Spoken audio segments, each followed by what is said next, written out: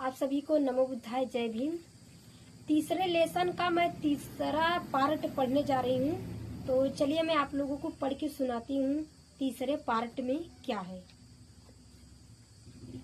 सामाजिक और आर्थिक उद्देश्यों की मूर्ति के लिए संवैधानिक तरीका ही बेहतर है। इसका मतलब है हमें रक्तपात पर आधारित क्रांति को त्याग देना होगा। संविधान में नौकरियों से संबंधित उपलब्धि आरक्षण नीति एवं एक प्रकार का प्रतिनिधित्व ही है। अभी तक संविधान में केवल शिक्षा, सरकारी नौकरी और राजनीतिक में ही प्रतिनिधित्व का प्रावधान है, परंतु समय की आवश्यकता को देखते हुए इस संवैधानिक आरक्षण नीति को व्यापक अवस्था सार्वभौमिक बनाने की आवश्यकता है। इसके लिए जीवन और विकास के सभी क्षेत्रों में देश के सभी वर्ग समूहों को उनकी जनसंख्या के अनुसार प्रतिनिधित्व आवश्यक है। इससे न तो कोई शोक बचेगा और न ही कोई शोषित रहेगा। इससे आर्थिक सामाजिक गैर बराबरी दूर होगा। समानता की स्थिति में जातिवाद और अस्पृश्यता का भी नाश होगा।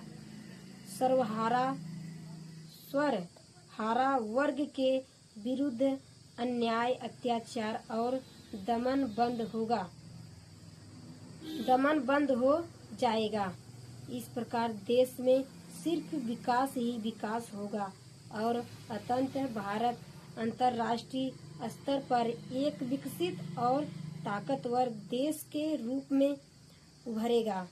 राज्य समाजवाद बोधिसत्व डॉक्टर अंबेडकर के आर्थिक दर्शन का आईना है। राज्य द्वारा ऐसी सामाजिक व्यवस्था की स्थापना करना जिससे धर्नार्जन करने का अवसर राज्य के सभी नागरिकों को प्राप्त होता कि आर्थिक गैर बराबरी की स्थिति न बने। इसके अंतर्गत उत्पादन के सभी साधनों पर राज्य का स्वामित्व और नियंत्रण होता है। समाजवाद अपने आप में संपूर्ण समाज के लिए आर्थिक न्याय उद्योगन है। राज्य समाज भारत के औद्योगिकरण करने के लिए आवश्यक है। राज्य समाजवाद का व्यवहार कृषि क्षेत्र में भी आवश्यक है। राज्य समाजवाद के सिद्धांत को बोधिसत्व डॉक्टर अंबेडकर ने व्यक्तिगत स्वतंत्रता से भी जोड़ा है। वे चाहते थे कि संविधान द्वारा व्यक्तिगत स्वतंत्रता, मौलिक अधिकारों और आर्थिक हितों की गारंटी दी जाए।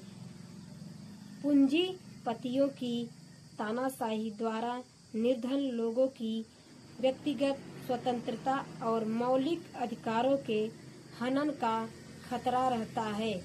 ऐसी स्थिति में राज्य का हस्तक्षेप अति आवश्यक है। स्पष्ट है कि बोधिसत्व डॉक्टर अंबेडकर निजीकरण के विरुद्ध थे। बोधिसत्व डॉक्टर अंबेडकर का यह स्पष्ट मत था कि पूंजीवादी अथवा व्यक्तिगत अर्थव्यवस्था देश के औद्योगिकरण में अक्षम है।